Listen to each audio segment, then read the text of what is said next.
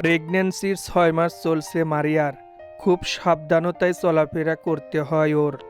Room থেকে বেরিয়ে হয় না কতদিন যাবৎ, শুধু ডাক্তার দেখাতে বাইরে যায়। খুব খেয়াল রাখে সবাই ওর। মারিয়া খুব শঙ্কায় থাকে। এই নিয়ে 3বার প্রেগনেন্ট হলো, কিন্তু 2বার মিসক্যারেজ হয়ে গেছে। এতে মারিয়া খুব ভেঙে পড়েছিল, কিন্তু মেহেদি মারিয়াকে সাহস জুগিয়েছে, শক্ত হতে শিখিয়েছে। কিন্তু নিজের এই সাহস মারিয়ার বেশিক্ষণ ধরে রাখতে পারে না, হারিয়ে যায় যখন দেখে নিজের আপন খালা ওর দিকে তাকিয়ে বলে, তোকে বাড়ির লক্ষ্মী করে এনেছিলাম, কিন্তু তুই তো দেখছি অলক্ষ্মী। একটা সন্তান বাঁচাতে পারিস না। কেমন মা তুই? তোর মতো খামখেয়ালি মেয়েকে আমার ছেলের জীবনে এনেই ছেলেটার জীবন ধ্বংস করে দিয়েছি। মারিয়া তখন কিছুই বলতে পারে না, মাথা নিচু করে শুধু চোখের জল ফেলতে লাগে। আলিয়া বেগম তখন ওকে আরো অনেক বাজে কথা বলে চলে যায়, আর মারিয়াও হাউমাউ করে কাঁদতে থাকে। বুকটা ফেটে যায় এমন কথা শুনে, কিন্তু নীরবে সহ্য করতে হয়। একসময় এই খালা ওকে নিজের মেয়ের থেকেও বেশি ভালোবেসেছিল, আর আজ তিনি এমন করেন। দু চোখে দেখতে পারে না, ও যেন তার জন্য অভিশাপ। কিন্তু একমাত্র ওই মানুষটা পাল্টায়নি, এখনো ওর পাশে আছে ছায়া হয়ে, ডাল হয়ে। সে আর কেউ না, মারিয়ার স্বামী মেহেদি। কিন্তু কতক্ষণ থাকবে তিনি, ও জানে না।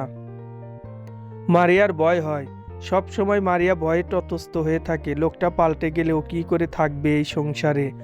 আল্লাহ, আমার তুমি সব কেড়ে নাও, শুধু ওই মানুষটাকে পাল্টে দিও না। তিনি আমার একমাত্র আশা ভরসা। তিনি মুখ ফিরিয়ে নিলে আমার আর বাঁচতে পারবো না।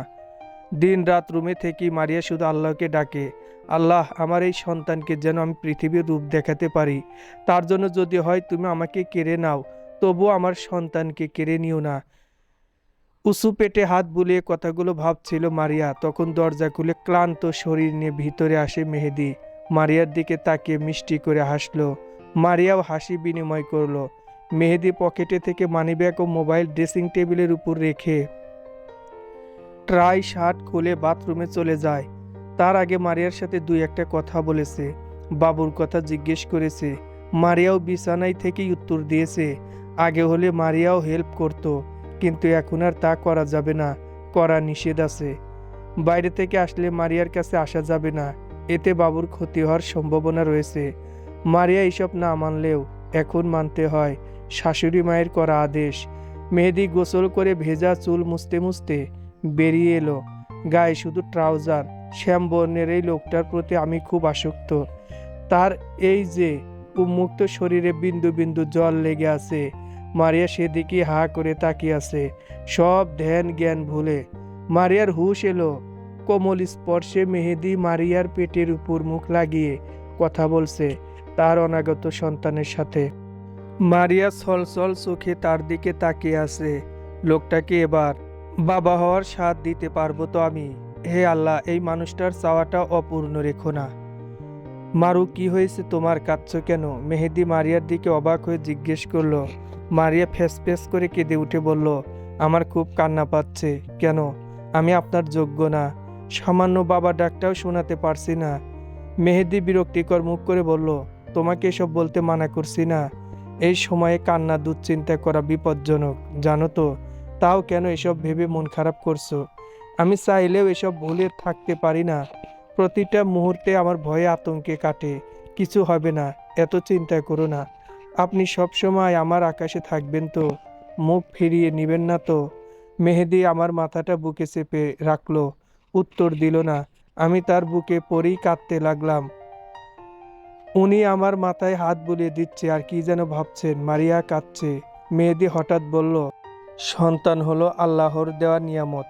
আল্লাহ যদি এই নিয়ামত আমার ভাগ্যে রাখে পাবো, না রাখলে নাই। তার জন্য তোমাকে ছাড়ার কোনো প্রশ্নই আসে না। বাজে চিন্তা করা অফ করো। মেহেদি মারিয়া শান্ত করে বলল, খেয়েছো? হুম, আচ্ছা, আমি খেয়ে আসছি।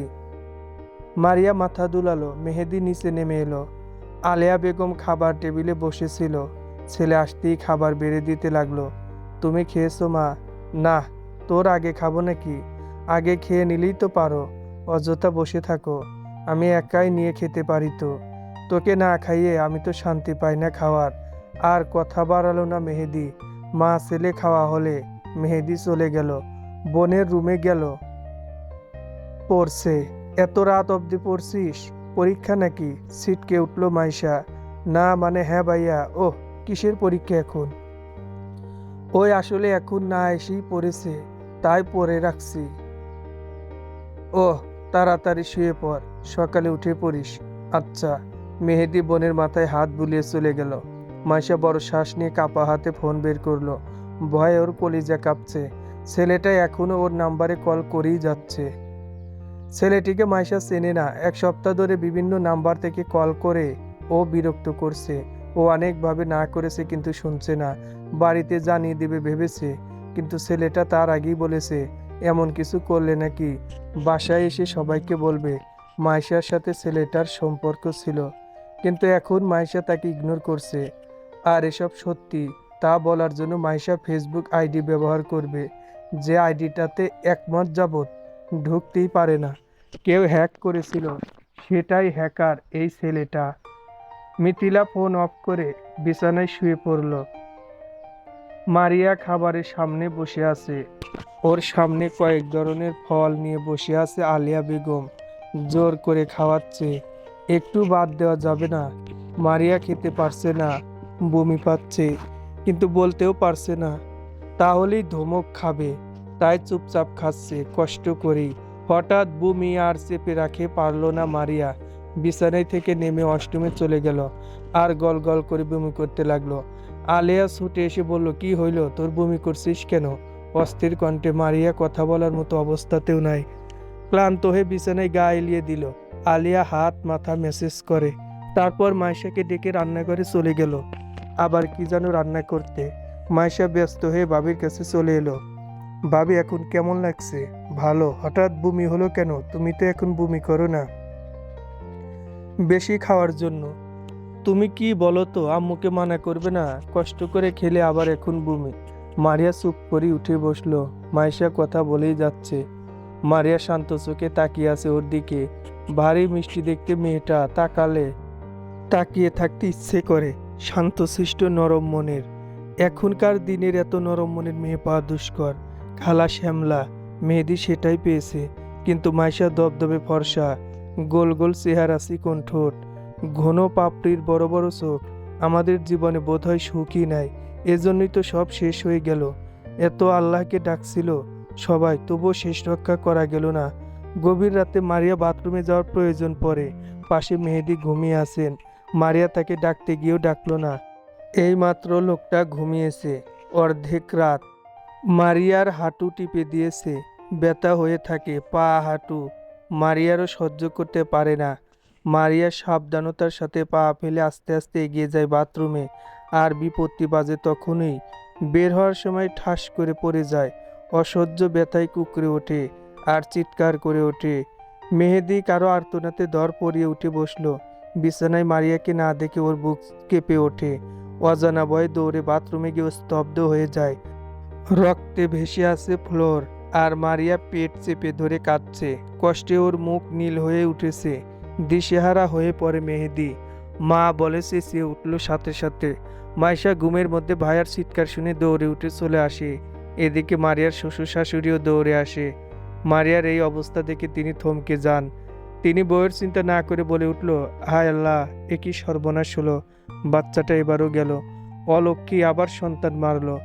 মাইশা মায়ের আহাজারি শুনে রেগে তাকে এক ধমক দিয়ে মেহেদিকে বলল, ভাইয়া, তাড়াতাড়ি ভাবিকে ডাক্তারের কাছে নিয়ে চলো। ভাবির অবস্থা কি হচ্ছে দেখছিস? দেরি করলে কিন্তু বড় কোনো ক্ষতি হয়ে যাবে। মেহেদি টনক নড়ে। মারিয়াকে পাশ কোলে তুলে নেয়। 6 মাসের অন্তঃসত্ত্বা, তাই ভারীটা ভালোই। মেহেদি তবুও কষ্ট করেই বেরিয়ে আসে। মাইশা ড্রাইভারকে গাড়ি বের করতে বলে। তারপর সবাই হসপিটালে এসে ভিড় জমায়। মারিয়াকে সাথে সাথে ওটিতে নিতে হবে। কিন্তু মাঝরাতে ডাক্তার নাই হসপিটালে। একজন ছিল শুধু, তিনিই মারিয়াকে দেখতে লাগে। তারপর তিনি আরও ডাক্তার ফোন করে আনেন। করিডোরে সবাই চিন্তিত মুখে দাঁড়িয়ে আছে। মাইশার মা এখনও সেই আহাজারি করে যাচ্ছে। মেহেদি শুধু পায়চারি করছে। বউ সন্তানদের জন্য চিন্তায় বিভোর সে। মাইশা নিজের মাকে বকে থামাচ্ছে। ডাক্তার বেরিয়ে হঠাৎ বলল, ও নেগেটিভ, রক্ত লাগবে। তাড়াতাড়ি রক্তের ব্যবস্থা করেন আপনারা। মেহেদি ছুটে এসে বলল, ডাক্তার, আমার স্ত্রী ও সন্তান ঠিক আছে তো? দুজনের কন্ডিশন খুব খারাপ। আমরা আমাদের সাধ্যমতো চেষ্টা করছি তাদের বাঁচাতে, কিন্তু কি হবে তা জানি না। সব আল্লাহর হাতে।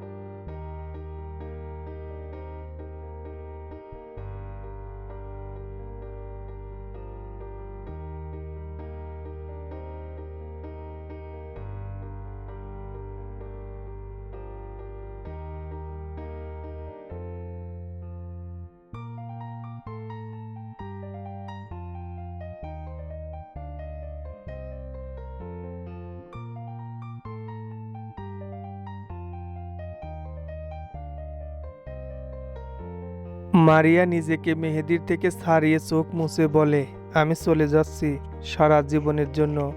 আপনাদের ঘাড়ে আর বোঝা হয়ে থাকতে চাই না। আমি সত্যি অপয়া অলক্ষী না হলে নিজের সন্তানকে কেন বাঁচাতে পারি না? আমি আপনার যোগ্য না। বাবা ডাক আমি কখনো হয়তো পূরণ করতে পারবো না, তাই চলে যাচ্ছি। খালার কথা মতো তার পছন্দের মেয়েকে বিয়ে করে সুখে থাকুন। ডিভোর্স লেটার পাঠিয়ে দিয়েন, আমি সাইন করে দেব। মেহেদী রক্তলাল চোখে তাকিয়ে আছে মারিয়ার দিকে। এভাবে তাকিয়ে আছেন কেন? আপনাকে আমি কোনো ঝামেলায় ফেলবো না। আমাদের বাড়ির পরিস্থিতি আমি সামলে নেব। মেহেদী ঠাস করে মারিয়ার গালে চড় মেরে বসলো। তোকে আমার ভালো দেখতে কে বলেছে? তুই আমার জীবনের সিদ্ধান্ত নিবি? এই বাড়ি ছেড়ে এক পা বেরিয়ে দেখ, পা ভেঙে বসিয়ে রাখবো। আমি তোকে সন্তানের জন্য বিয়ে করিনি। যে সন্তান নাই বলে তোকে চলে যেতে হবে। আমি তোকে ভালোবাসি, তাই বিয়ে করেছি। জীবনেও যদি সন্তান না হয় আমি নিঃসন্তানই থাকবো। আমার কপালে সন্তান থাকলে সে তোর গর্বেই আসবে, না হলে নাই। একদিকে অফিসের ঝামেলায়, অন্যদিকে মায়ের পেশাল, এখন আবার তোর নতুন ভং, তাই না? আমি বেঁচে থাকতে তুই আমাকে ছেড়ে যেতে পারবি না। আমি মরে গেলে তুই চলে যাস, আমার কোনো আপত্তি নাই। কিন্তু আমি মেহেদী বেঁচে থাকতে তোকে চলে যেতে দিতে পারবো না। সরি। মেহেদী রেগে নিজের মায়ের রুমে গিয়ে বকাবকি করতে লাগলো। লাস্টে বলল, আমার বউকে যদি আপনি সহ্য করতে না পারেন তাহলে আমিও এই বাসায় থাকতে পারবো না। বউ নিয়ে বেরিয়ে যাব। লাস্ট ওয়ার্নিং দিচ্ছি। মারিয়াকে বাজে কথা আর দোষারোপ করা বন্ধ করুন, না হলে আমার থেকে খারাপ কেউ হবে না। মেহেদীর মা ভয়ে চুপসে গেল। সেদিনের পর আর তিনি মারিয়ার সাথে ভালো মন্দ কথা বলে না। মারিয়াও তাকে এড়িয়েই চলে। এভাবেই 8টা বছর পেরিয়ে গেল। মাইশা আর রুদ্রর বিয়ে হয়েছে 4 বছর। তাদের 2 বছরের একটা কিউট মেয়ে আছে, নাম রুষা। রুদ্র, রু, মাইশা, শাহ, রুষা, ওদের সম্পর্ক ভালোই কাটছে, ভালোবাসায় ভরপুর। রুষা তার বাবা মায়ের সাথে নানু বাড়ি যাচ্ছে, সেখানে আজ বিরাট আয়োজন। এদিকে মারিয়া রান্নাঘরের কাজ শেষ করে ঘেমে টেমে রুমে এলো। রুমে মেহেদী গায়ে পারফিউম ব্যবহার করছে, গায়ে স্যুট বুট। বাইরে অতিথিদের সমাগম। মারিয়া বাথরুমে গিয়ে গোসল করে এলো। নীল কাতান শাড়ি পরলো। সুন্দর করে হালকা সাজগোজ করতে আয়নার সামনে এলো। মেহেদী রেডি হয়ে নিচে চলে গেছে। তখন একটা ছোট্ট 4 বছরের বাচ্চা ছেলে এসে মারিয়ার হাঁটু চেপে ধরে বলল, মাম্মা, আমার শার্ট নষ্ট করে দিছে ওই সাকিব। মারিয়া নিচু হয়ে ছেলেটার শার্ট দিকে তাকিয়ে দেখে জুস দেখে সাদা শার্টটা নষ্ট হয়ে গেছে। বিরক্ত হয়ে ছেলেকে একটু ভালো মারিয়া তারপর আরেকটা লাল শার্ট বের করে পরিয়ে দিল। তারপর মাথায় বার্থডে টুপি পরিয়ে বলল, মাহিন বাবা, যাও নিচে, দাদু না হলে আব্বুর কাছে যাও। আর দুষ্টুমি করবে না। আজ না তোমার জন্মদিন। আজ সুন্দর করে সেজে গুজে থাকতে হবে। কত আত্মীয় স্বজন এসেছে, সবাই তখন কিন্তু মাহিনকে পচা বলবে। ওকে মাম্মা। বাচ্চা ছেলেটা দৌড়ে চলে গেল। মারিয়া নিজেকে পরিপাটি করতে ব্যস্ত হলো। সেই দিনের পর আর বাচ্চা নেওয়ার কথা ভাবেনি মারিয়া ও মেহেদী। ওরা নিজেদের সন্তান ছাড়া মেনে নিচ্ছিল। মারিয়াকেও আর বেশি কটু কথা বলেনি ওর শাশুড়ি, কিন্তু মাঝে মাঝে পুরনো ক্ষত জাগ্রত হতো। আত্মীয় স্বজনের দ্বারা নানান কথাই বলতো, কিন্তু সব সময় মেহেদী ডাল হয়ে থেকেছে মারিয়ার। 3 বছর পেরিয়ে যায়। হঠাৎ একদিন মারিয়া মাথা ঘুরে পড়ে যায় আর হসপিটালে নিয়ে জানতে পারে ও অন্তঃসত্ত্বা। মেহেদী ভয়ে আগেই মারিয়াকে অ্যাবর্শন করতে বলে, কারণ আগের বারের মারিয়া মরতে মরতে বেঁচে গেছে। বাচ্চা তো বাঁচেই না, উল্টো মারিয়ার জীবন সংকটে চলে যায়, তাই এমন কথা বলে বসে। কিন্তু মারিয়া তা করে না। শেষবারের মতো মাতৃত্বের স্বাদ গ্রহণ করতে মরিয়া হয়ে ওঠে। আল্লাহর নামে বাচ্চাটাকে বাঁচানোর চেষ্টা করে আর সফল হয়। ওর কোল জুড়ে আসে একটা ফুটফুটে ছেলে সন্তান। সবাই সেদিন মাহিনের মুখ দেখে কান্না করে দেয়। আজ তার 4 বছর পূর্ণ হয়ে 5 পড়বে। সেই অনুষ্ঠানই বড় করে আয়োজন করা হয়েছে। সব আত্মীয় আসতেই কেক কাটা হয়। মেহেদী ও মারিয়া ছেলের সাথে একসাথে কেক কাটে। তাদের মুখে আনন্দের হাসি। দূর থেকে মাইশা ও রুদ্র তাদের দিকে তাকিয়ে তৃপ্তির হাসি দেয়। রুষা বাবার কোল থেকে নেমে দৌড়ে যায় ভাইয়ের কাছে। মাহিন কেক কেটে সবার আগে রুষাকে খাইয়ে দেয়। সমাপ্ত।